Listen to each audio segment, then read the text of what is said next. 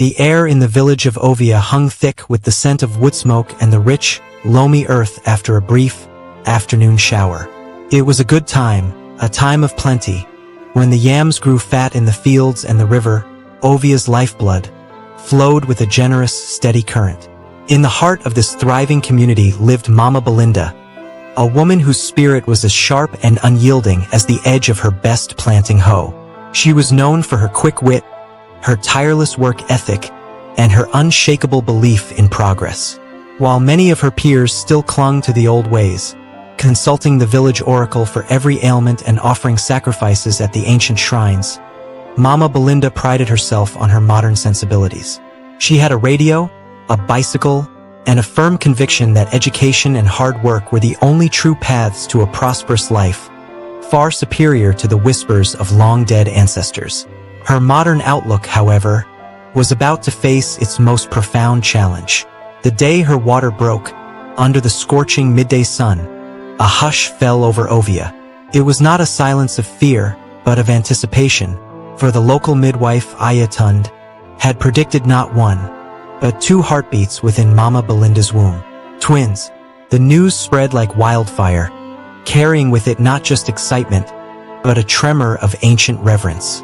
For in Ovia, the birth of twins was a powerful omen, a double blessing from the spirits, but one that came with strict, time-honored obligations. The most critical of these was the initiation into the sacred grove on the very first full moon after their birth, a rite believed to bind their spirits in harmony and protect them from malevolent forces that preyed on such potent dualities.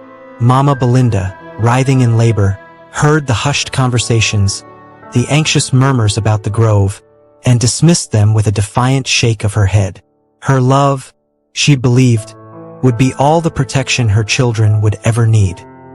The delivery was long and arduous, but ultimately successful.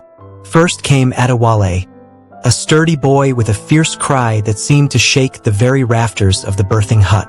30 minutes later, his sister, Iduwu, arrived, quieter and smaller, but possessing eyes that seemed too knowing for a newborn. Ayatund, the weathered midwife, presented the twins to Mama Belinda, her face a mixture of joy and somber warning. She quickly performed the traditional naming rituals, ensuring the names Adewale, the crown has come home, and Iduwu, child born after twins, though used here to denote the second twin, were properly bestowed.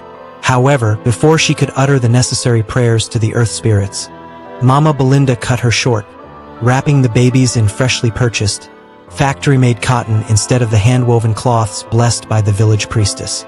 "Thank you, Ayatund," Mama Belinda said, her voice firm despite her exhaustion.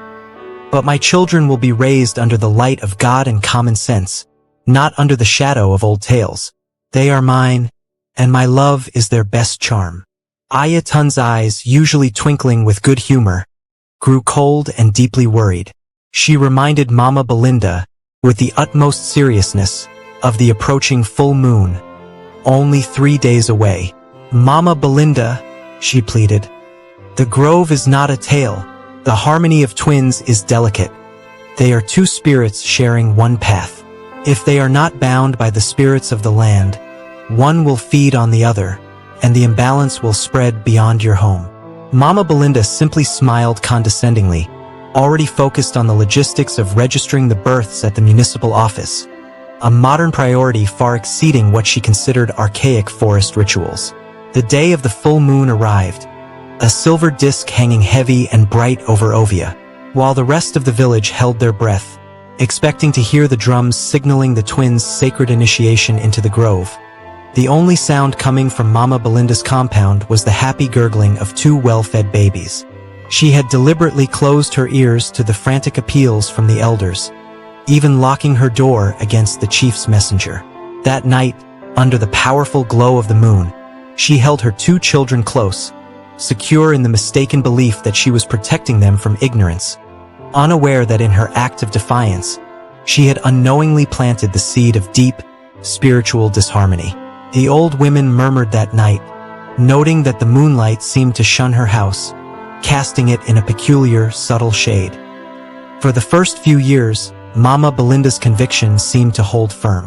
Adewale and Idowu were healthy, beautiful children, the pride of their mother's eye, even if the village elders still cast long, worried glances their way. Adewale, a sturdy boy, quickly asserted himself. He was boisterous, demanding, and full of an almost boundless energy. He was the first to walk, the first to speak in full sentences, and the first to explore the world with an unhesitating, often aggressive curiosity. He would snatch toys from other children without a second thought, his laughter ringing out even as they cried. Mama Belinda, though sometimes exasperated by his fiery spirit, often secretly admired his strength, seeing it as a sign of a future leader, a boy who would make his mark on the world. "He has spirit," she would declare to anyone who dared to suggest he was too rough. "That's what it takes to succeed in this life." Idowu, on the other hand, became Adewale's quiet shadow. From a very young age, she developed a nervous tremor, a slight flinching whenever Adewale raised his voice or moved too quickly. She was a gentle child, preferring quiet play with dolls or drawing in the sand with a stick, retreating into herself when overwhelmed. While Adewale devoured his food with gusto, Idowu would pick at hers, her appetite often meager. She was prone to frequent fevers and lingering coughs, her small frame often racked with sickness, even when Adewale remained robust and healthy. Mama Belinda attributed Idowu's delicate nature to a weaker constitution, something that could be overcome with good food and modern medicine, readily dismissing Ayatun's quiet, insistent observation that a child's health was not merely of the body, but of the spirit. "She just needs more rest," Mama Belinda would tell herself, ignoring the growing chasm between her children's temperaments, a chasm that was subtly, but inexorably, beginning to cast its shadow not just over her home, but over the very rhythm of Ovia itself. The laughter in her compound was increasingly dominated by Adewale's booming cries, while Idowu's presence seemed to shrink with each passing day. As Adewale and Idowu entered their 8th year, the imbalance between them became starkly visible, a festering wound on the fabric of Mama Belinda's home. Adewale had grown into a bully, arrogant and physically imposing for his age. He took pleasure in tormenting Idowu, stealing her books, breaking her few cherished toys, and often leaving her tearful and trembling in a corner. His school performance, initially promising, plummeted as he channeled his excessive energy into disrupting class and challenging teachers. Yet he remained inexplicably healthy, thriving on the conflict he created. Idowu, meanwhile, was a constant source of worry.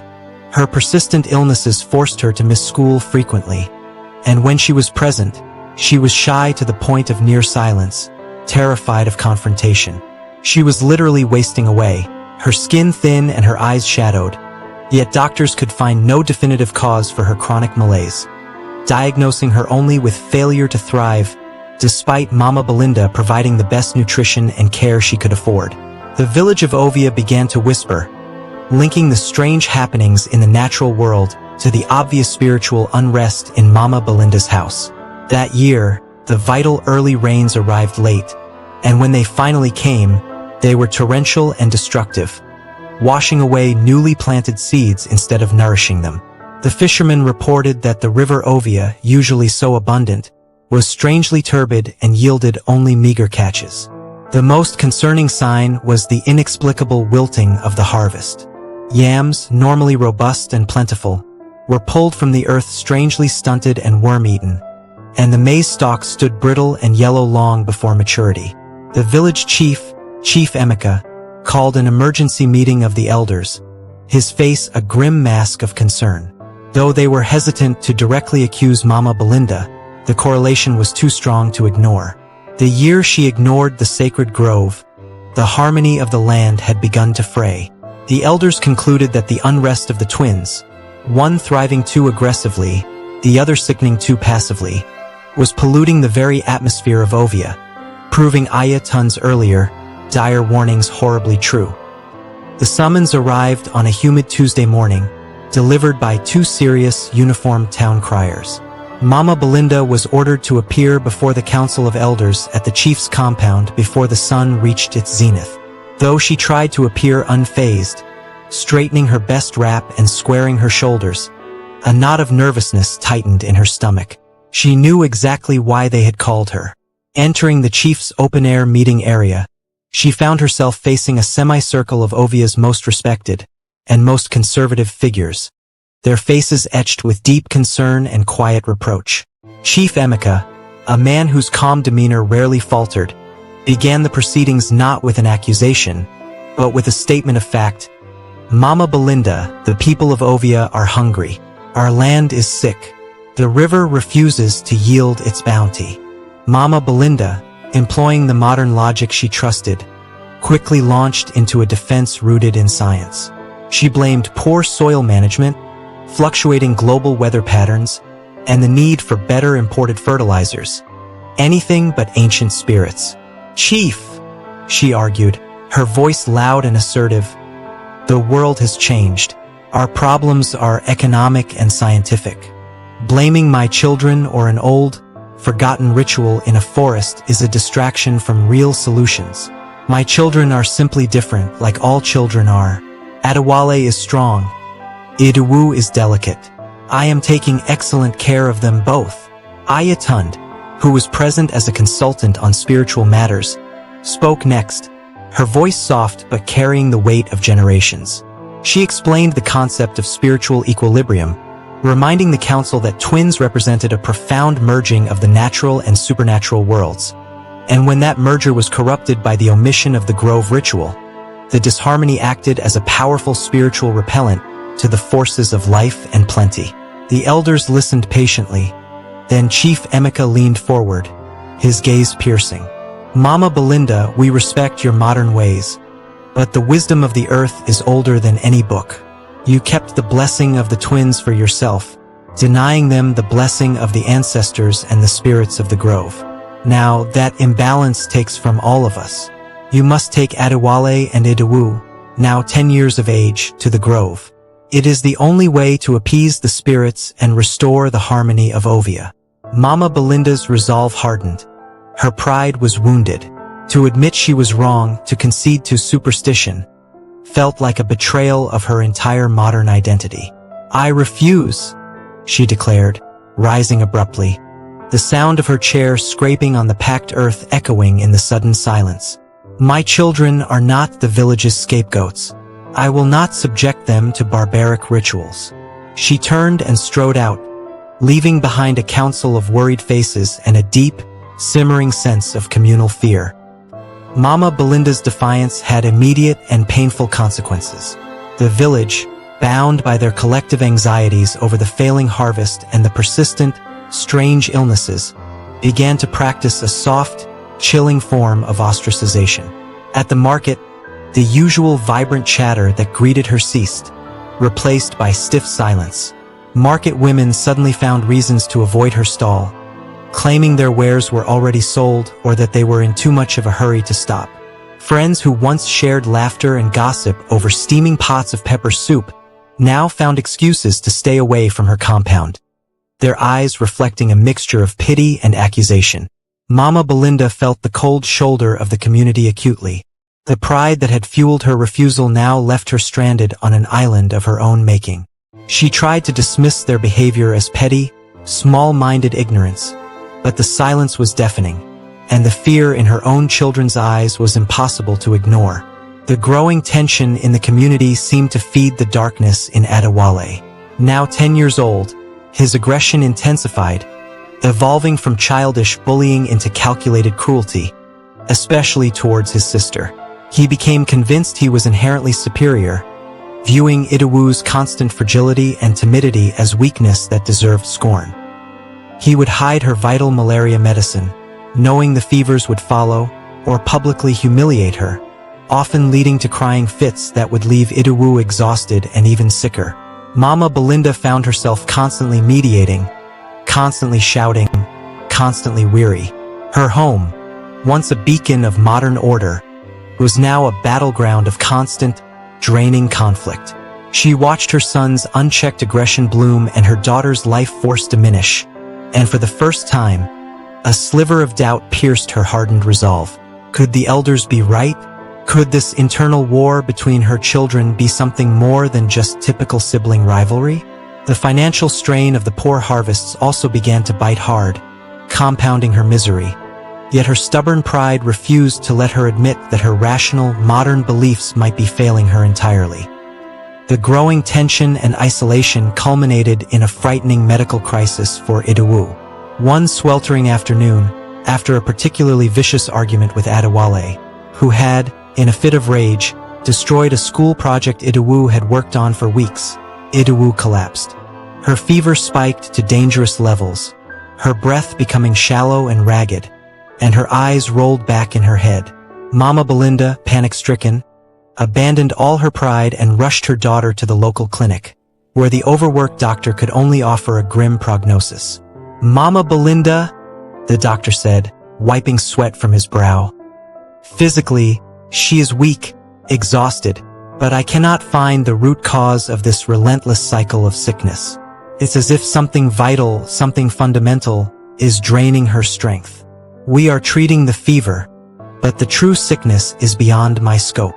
Mama Belinda sat by her daughter's bedside for 2 harrowing days, watching the tiny, fragile body fight a battle it seemed destined to lose. In her delirium, Idowu would whimper her brother's name, not in anger, but in fear, often apologizing for not being strong enough. Meanwhile, back at home, Adewale, though outwardly indifferent, grew unusually subdued.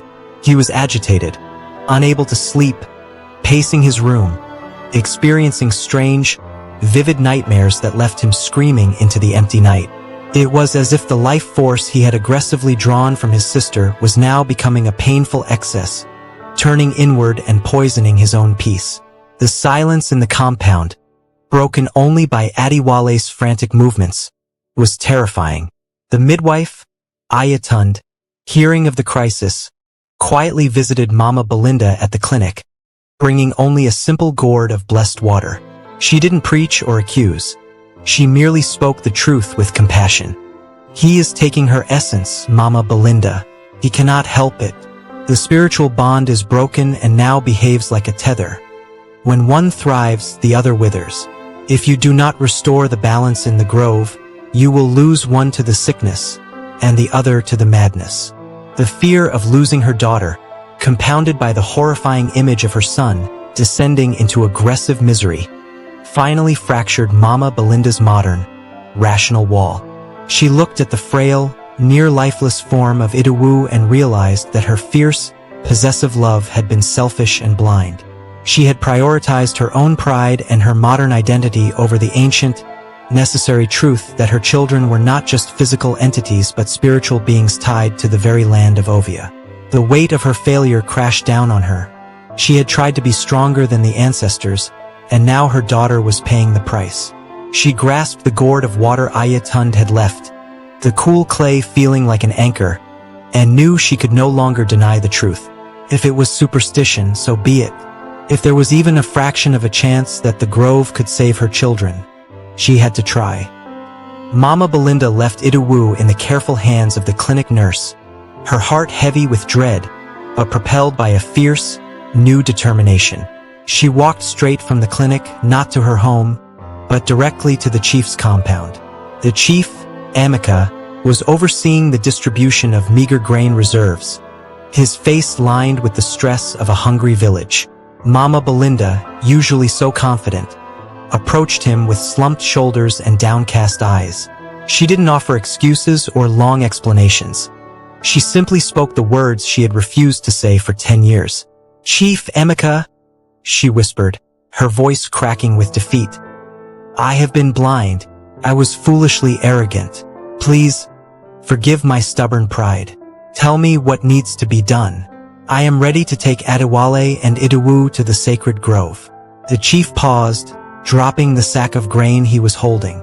He looked at Mama Belinda, not with triumph, but with genuine compassion. He knew the immense spiritual and intellectual journey she must have undertaken to reach this point. "Mama Belinda," he replied, his voice gentle but firm. "The ancestors are patient, but they do not forget. The spirits of the grove demand much. especially when the rites are delayed and the harmony has been so severely fractured. It will not be a small ceremony. You must bring both children, and they must come willingly. If possible, as teenagers, they must choose the path of their ancestors. He instructed her to contact Aya Tund immediately, as the preparation for a ceremony of this magnitude, after such a long delay, would be extensive and demanding. It would require special herbs, offerings, and a cleansing ritual for the entire family before they could even approach the grove, whose entrance had been barred to the family for a decade. Returning home, Mama Belinda faced her son, Adewale. The boy was irritable and restless, his hyperactivity now bordering on feverish anxiety. When she told him they were going to the grove, he exploded in a fit of rage, screaming that she was embracing backwardness, echoing her own past arguments. But Mama Belinda stood firm, her new resolve unwavering. "We are going," she stated simply, her eyes meeting his aggressively. "Because your sister is dying, and because this hatred inside you is consuming us all, we are going to fix what I broke." It was a confession and a promise. The journey toward the grove was starting, not with a willing heart, but with the painful, necessary weight of her submission to the ancient wisdom she had scorned, realizing that the healing of her family was inextricably linked to the healing of her relationship with her community and her heritage. Thank you for watching. Please like, comment, and subscribe. Until next time, we love you.